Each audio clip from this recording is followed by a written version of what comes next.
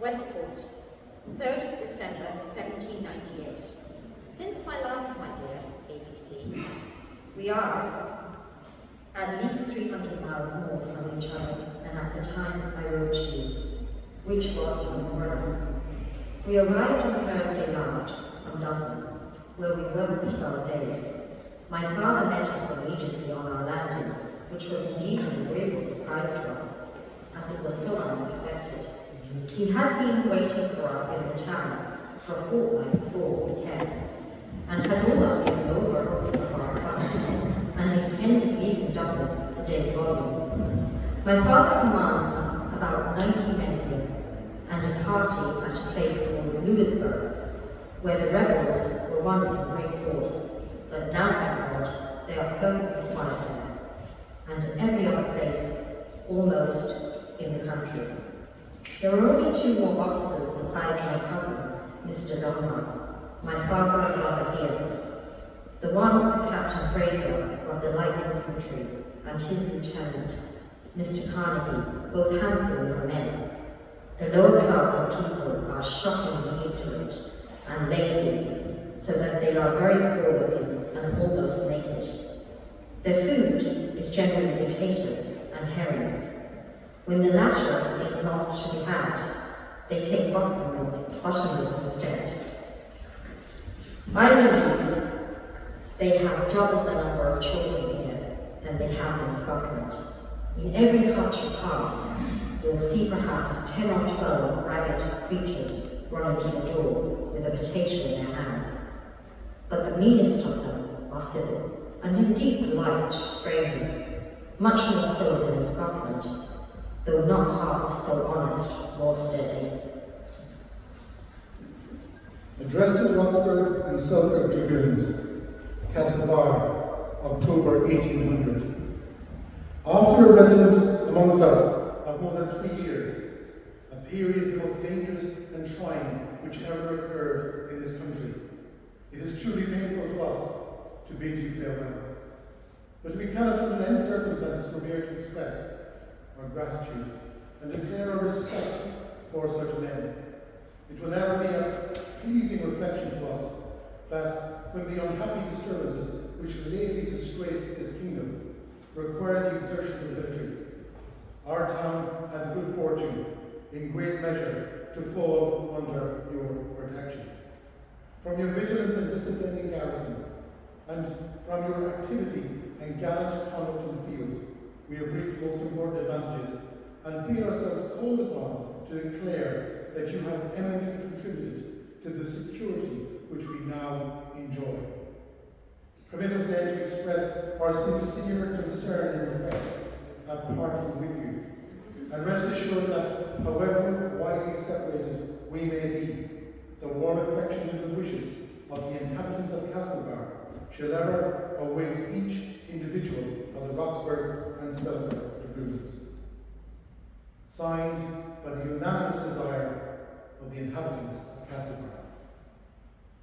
This address to Lieutenant Colonel Elliot Lockhart, the officers, non-commissioned officers, and privates of the Roxburgh and Selkirk Dragoons on the occasion of their departure from Castlebar was published in the Caledonian Mercury on the 30th of October 1800. Just over 2 years after the defeat of the English military and Protestant Roman at Castlebar by the forces of General Hunter. Good evening all, and welcome to this beautiful, historically significant building that is approaching its own 200th anniversary, though the Christchurch presence on this site is much older, and I'll address that later. This weekend, we commemorate the 225th anniversary of the Battle of Castlebar, or as it is more affectionately known, the Races of Castlebar. Pivotal moments in the history of this town, in the history of our county, and in the history of our nation. Now, over the weekend, there will be much talk of General Humbert, the pikemen of Mayo, the success of Castlebar, the celebrations that followed, and of course, the ill-fated John of Moore Hall, President of the short-lived Republic of Connaught. This evening, Caroline is standing in for young Jane Fraser, and I am masquerading as the Reverend Dr. Thomas Ellison. We will endeavour to transport you back in time to the immediate aftermath of the 1798 rebellion in Mayo, and invite you into the world, mind, and musings of a young and impressionable young woman, Jane Fraser. Here in Castlebar, the military is firmly in charge. The civilian authority has been suspended. The yeomanry, supported by the militia, are scouring the countryside looking for rebels. Court-martials for those charged with participation in the rebellion have commenced around the county, and across the green in the county prison, now the Motor Tax Office, there are some 190 prisoners. John Moore is among them, and the executions are underway. The address to the Roxburgh and Selkirk Dragoons, a Scottish regiment, expressing gratitude by the people of Castlebar, evidenced the effect the rebellion had on the psyche of the loyalist population of Castlebar and indeed Mayo. We do not know who wrote the address. The Reverend Dr. Thomas Ellison is, in my view, undoubtedly a candidate. Ellison, rector of Christchurch, played a significant part in the response to the rebellion. He was captured by the French-Irish contingent after the Battle of Castlebar and imprisoned across the green in the county prison. Humbert released 80 prisoners, including Ellison, before he departed Castlebar in early September 1798. And this was a significant mistake by Humbert, because the Reverend Thomas Ellison played a very significant role in the immediate retaking of Castlebar. Ellison also played an important role in the putting down of the rebellion more generally. Now, Ellison's name appears on a remarkable document, I think one of the most important documents in the history of this town. It's a calendar of prisoners dated 27th February 1799. And the document can be found in our National Archives, two very large, beautifully written manuscript pages. And the document is not signed, but I believe it was written by the Provost Marshal of the prison at the time, a man by the name of William Claridge. And I know that and believe that because there is a similar but shorter list for Ballymore Prison from April of 1799, signed by Mr. Claridge. So on this list we have 73 prisoners, and I brought laminated copies of the two pages, and they're just sitting there at the end to the right, on my right. You can look at them at your leisure afterwards.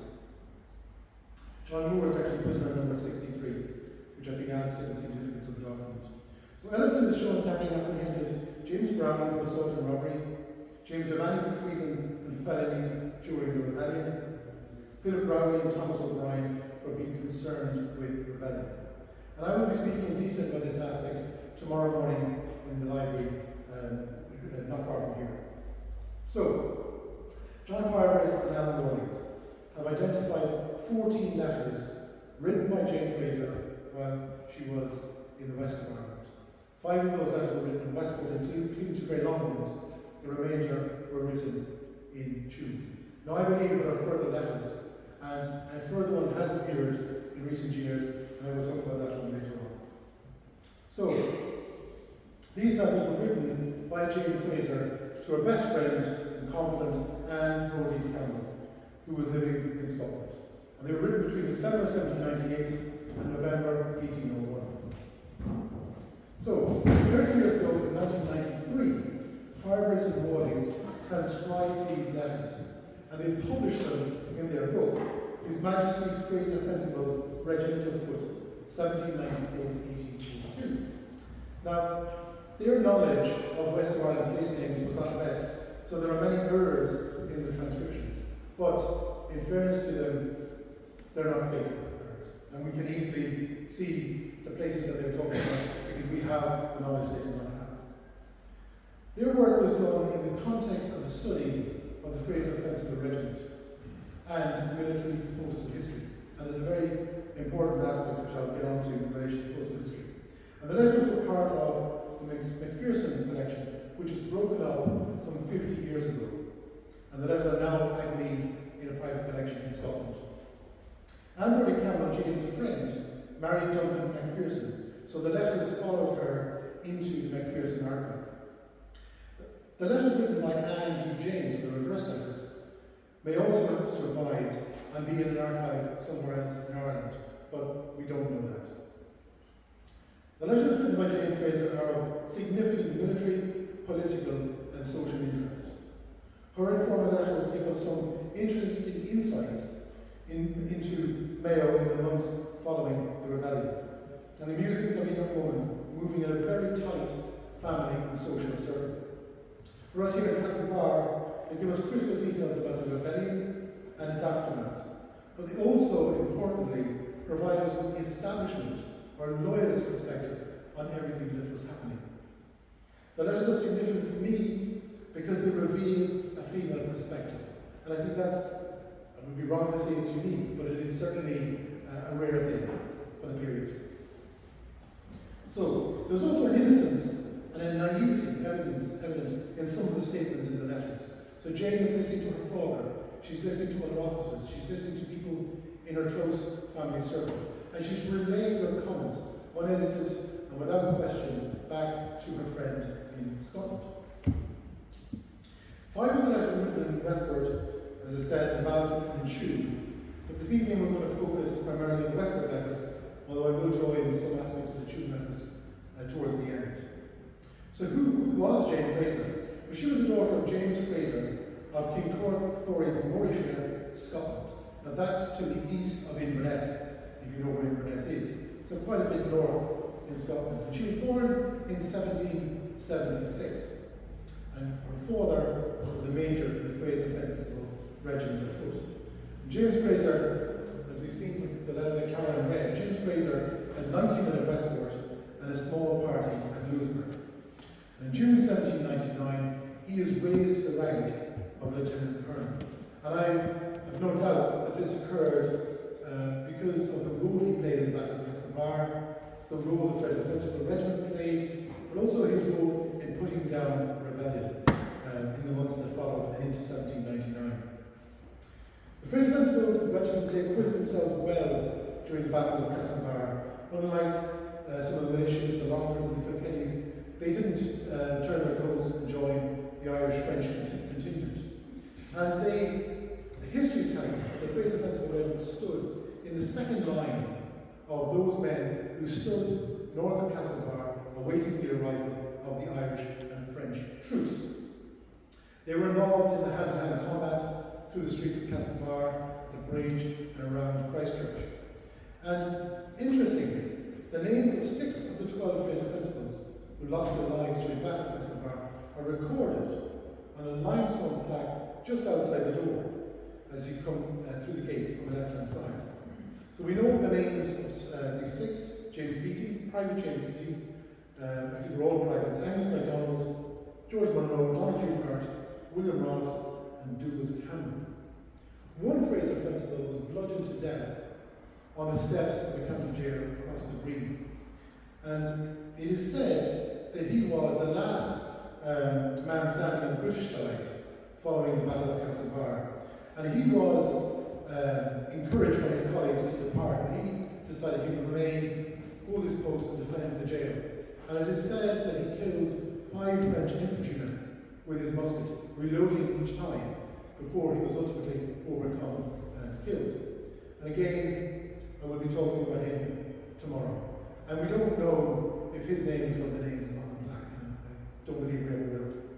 So, the plaque commemorating the Fraser Fencibles outside predates this church, which was built in the mid to late 1820s. The foundation stone plaque beside the Fraser Fencible Memorial, so there are 2 plaques out there. The foundational plaque is dated 1739, and this records the name of an earlier Thomas Ellison.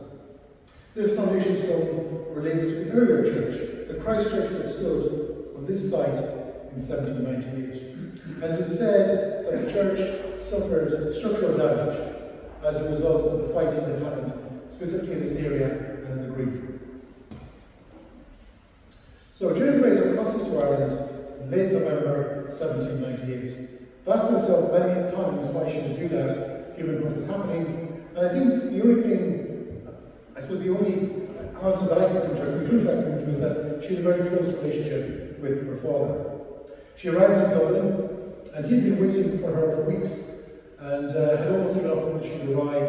He was getting ready to come back to the west of Ireland when she arrived, and together they travelled across Ireland in a horse-drawn carriage with a heavily armed troop of dragoons protecting them. So before we delve into the letters, we need to understand why Jane did not sign any of the letters except one. And we also need to ask ourselves why she did not mention the lady she was corresponding with in any of the letters. When Caroline read the letter, you may have noticed that Jane addressed it to A, B, C. Now we know afterwards that this is Anne Brodie Campbell.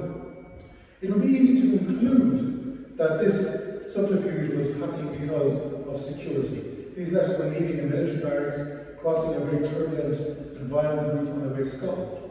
However, the reason is much less apparent and considerably less exciting. Jane Fraser was, in fact, committing postal fraud. Postal charges in the late 18th century were very high, and especially so for poorly paid soldiers.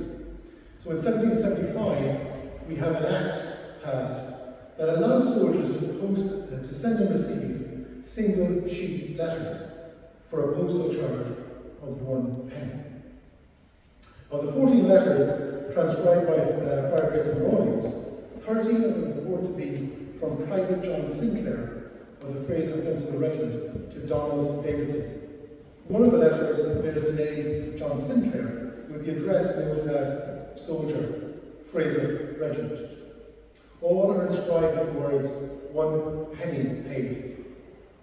One letter from May 1800 did not escape the scrutiny of the Postal Service, and it was rejected as a soldier's letter, and instead a tariff of 2 shillings and 2 pence, so a significantly higher tariff, was imposed on the letter.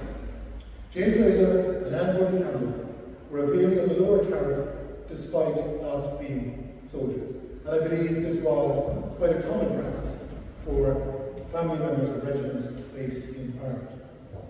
In a letter written on the 3rd of December 1798, shortly after her arrival in Westport, Jane thanked God that the rebels were put down and the country was quiet.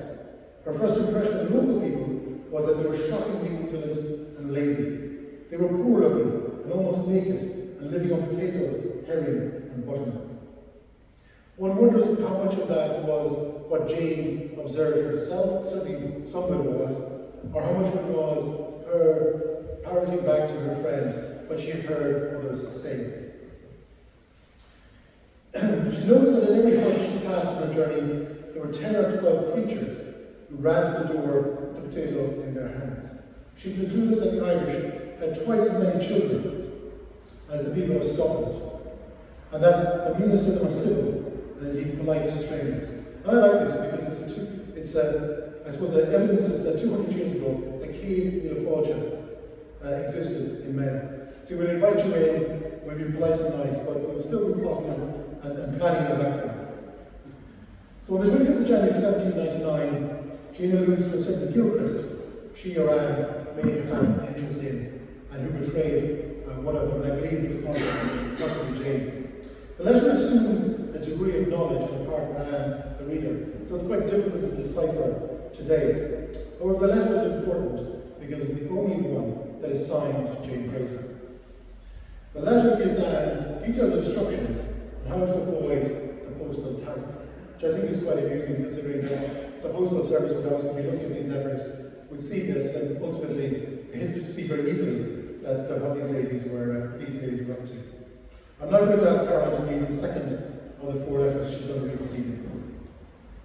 Westport, 25th of January 1799. We have talked to Dad's wheels now, and they are delighted with the Highland Fling. There is a song made on the phrases by a famous poet in Dublin. The tune is in great repute for country dancers. You may directly, as the last, and fill your paper as well as I have done, but avoid a double letter in case of discovery. I would have been gratified by a handsome Captain Gilchrist having so particularly mentioned me, had he not given me the plaudit of bestowing the bedfellow on him at fortnightly. However, I don't care now, as I am so far from him. I trust he'll consult you before he sets about looking for a wife, as you're so good as to say, pushing the word through a friend. Adieu, my love, and believe me with sincerity, Jane Fraser. In a letter dated the 16th of March 1799, Fraser relates the excitement in the country around the proposed union of the Kingdom of Great Britain and the Kingdom of Ireland. She heard that the poor Catholic population favoured it because they would no longer have to pay their priests. The government had, she told Anne, promised to assume the obligation. She was convinced the poor gave their priests more than half their labour. That's been an issue for them because we see in the decade that follows 1798 the rise of secret societies in Mayo. And in Mayo in particular we have threshers. And one of the objectives of the threshers was to target the level of fees being charged by Catholic clergy for conducting Catholic religious services, such as baptisms and marriages.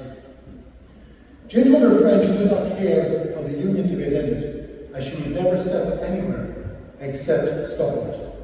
Her father was in Mayo for 3 weeks, presiding over the court-martials of hawkers. She told Anne that a good many of them hung since he went.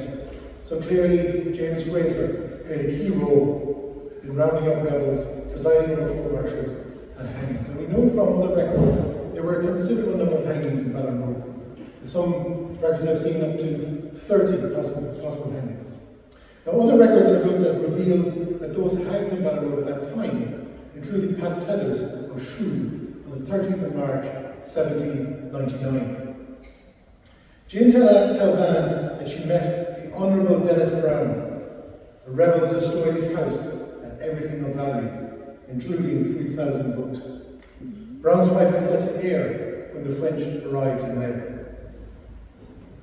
The next letter was dated the 21st of April 1799, and this is the longest letter that was written in Westport. And in it, Jane recounts that the Fraser family journeyed to a small village 12 Irish miles away in a dangerous and mountainous area to visit troops. And I believe that that village was most likely Middlesbrough. They were, Jane wrote, met with civility and politeness from every creature, notwithstanding that the road was considered dangerous. Jane tells her friend that 2 weeks earlier, a man had joined the French and participated in the plunder of Mount Brown House, was sentenced to death at a court-martial in Castlebar. He was to be hanged in Westport. Now I believe this man to have been James Green, who was held in the county prison at this time. Several individuals were charged with the plunder of Mount Brown House. But in the records we find that in 2 cases the charges did not proceed and were dismissed. There's at least 1 individual who has been or was transported or banished, and that just leaves James Green. So I believe that James Green was the unfortunate hanged at Westport. And Jane tells her friends that the gallows were opposite the gate to the barracks. Some very specific locational evidence from Westport. Jane tells Anne that General ordered it to be moved from our view. The people thought nothing of it, she said, but for Jane and her lady friends, who never saw a situation of such cruelty, it shocked them a great deal. So here we have an account of a hanging in Westport, and I believe this is one of the 3 identified hangings from the period, but there were undoubtedly more. Jane Fraser's letter are also a window to which we can observe the life uses and interests of women, relatives of officers based in Ireland. At 22, this may surprise you, Jane was well past marriageable age. And by way of a comparison, in 1810, soldier Charles Lionel Fitzgerald of Turner marries Marianne Reeve at St. Helier in Jersey. Now, Fitzgerald, the soldier, was 24. Marianne, the daughter of an officer, was a mere 15. And by the age of 24, Marianne had 5 children. Now that marriage took a very strange course after that, and that's for another day and another time, but it's an interesting story in its own right. Now, Jane Fraser therefore had a concern that she may have been past it, or almost past it, and her letters are heavily preoccupied with marriage and the marriageable qualities of the officers around her. Jane Fraser was no Becky Shaw, no Lady Whistledown, and certainly no Gentleman Jack. You would more likely find her in the pages of a Jane Austen novel. But with the passage of time, we see that Jane is becoming more worldly and perhaps a little bit cynical. Now that's Caroline to read the third of our letters. Westport, 21st of April, 1799. I don't think I have yet given you any descriptions of any of the officers at this quarter or headquarters. The latter I cannot, as I know few of them myself. There being no more than 2 companies here, we have only 6 officers, 2 of them whom I need say nothing, as I think you know them already. The other 4 are first Captain Fraser of the Light Company. He is, I believe, from near Inverness, but has been in America and several other countries, and is yet a young man.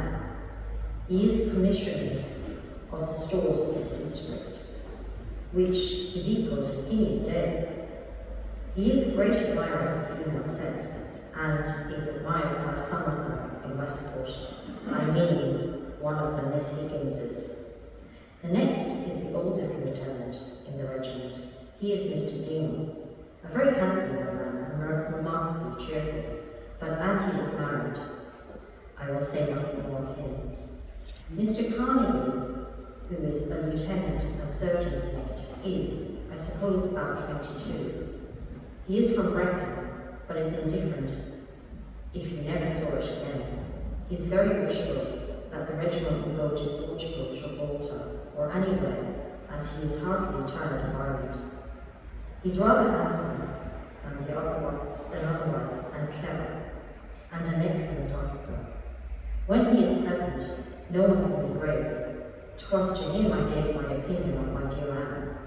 The other officer is my cousin, Mr. Duncan, who is my father's lieutenant and a very good young man. There is a company at Newport, about 6 miles from here, commanded by Captain Hepburn, an Englishman. His officers we see frequently. In all, we have a very pleasant society of our own in the barracks. The final Westport letter, written on the 9th of June 1799, Fraser references the hanging of a priest at Newport. Though his name is not mentioned in her letter, we know that this was the rebel priest for the man of Sweden. He was hanged the day before Jane penned her letter. And we can surmise that Major Fraser attended that hanging at Newport and played a significant role in that particular episode. Jane concludes that the people have now lost hope of seeing the French soon, which makes them desperate. But they keep in the mountains, which are within 2 miles of Westport. The regiment of Frasers moved on to June. The first of the June letters was dated the 20th of August 1801, 222 years ago this Monday. Jane tells Anne that they waited for several weeks at Westport, waiting to depart to June, and that her father had revealed to her that he had received his promotion. He was forced to take charge of Westport because it was a departure of 2 other senior officers. Later letters revealed difficulties he had with his regiment and issues around the survival of the regiment itself, which was ultimately abolished or absorbed into other regiments in 1802. In 2014, a 15th Jane Fraser letter came up for auction at White's Auction House in Dublin. It did not sell. The price tag of the estimate was €700. The auction catalogue contains a brief summary of the letter, which is quite useful. The letter is dated the 16th of October 1799, was written in June, and in it Jane discusses the prospect of both her and Anne finding and marrying rich young men. Her father was printing proclamations offering rebels a pardon if they surrendered. But Jane added that leaders must suffer at all events. There were double rewards offered for them. Jane concluded by telling Anne, I made many people laugh at the story of the officer who used to kill them by the dozen. There's a lot more in the letter written in June that I won't go into this evening. I just want to highlight a few aspects.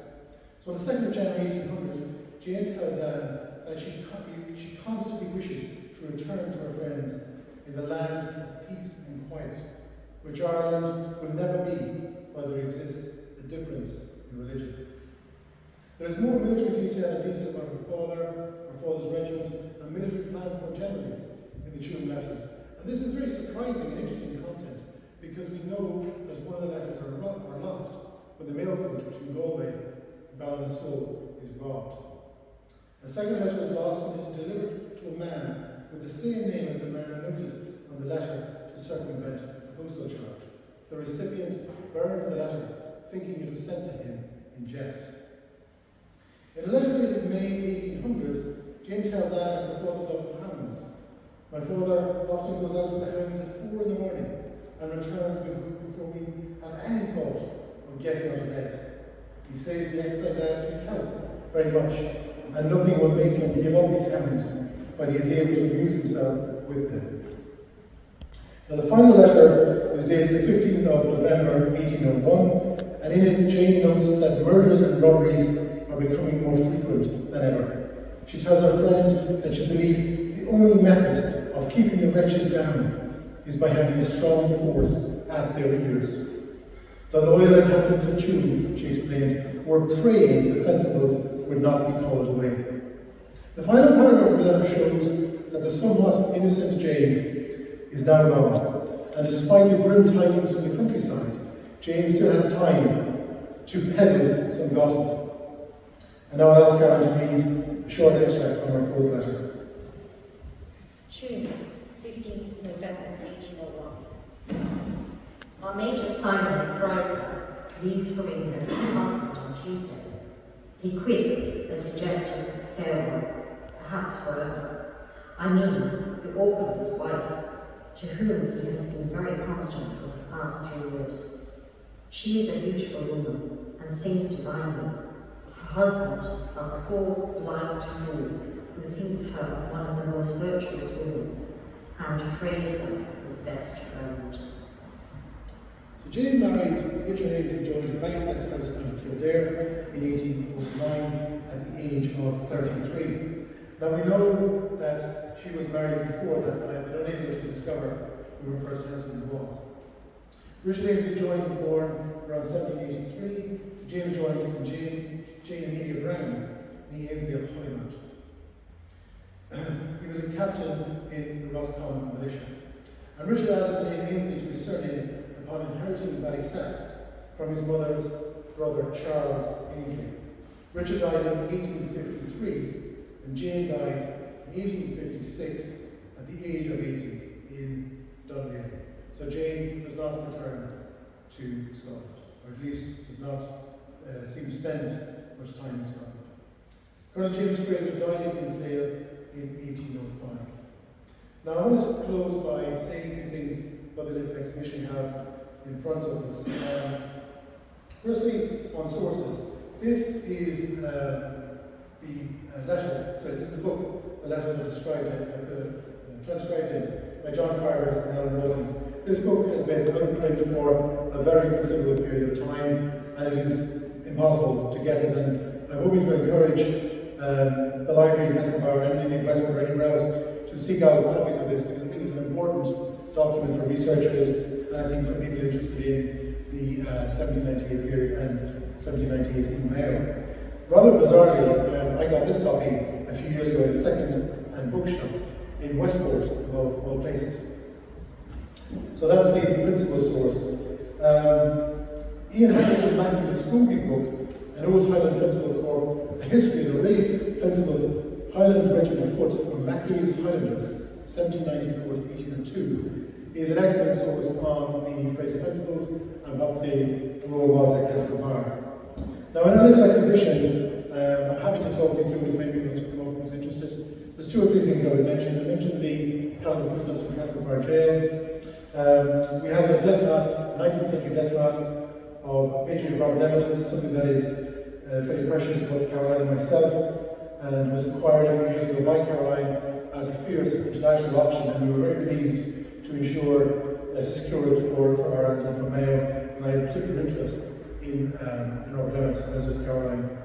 And then there are 2 other items over here down to my left, two original letters written by General Humbert after he returns to France. And those letters have been on a bit of a journey because with the letters in the file they came with, there's a newspaper report written by a French journalist in French, published in a French newspaper, with pictures of the Humbert and pictures of the 1798 monument. And I found all three of these, somewhat fortuitously, in the second-hand bookshop in the Latin Quarter in Paris. So all of these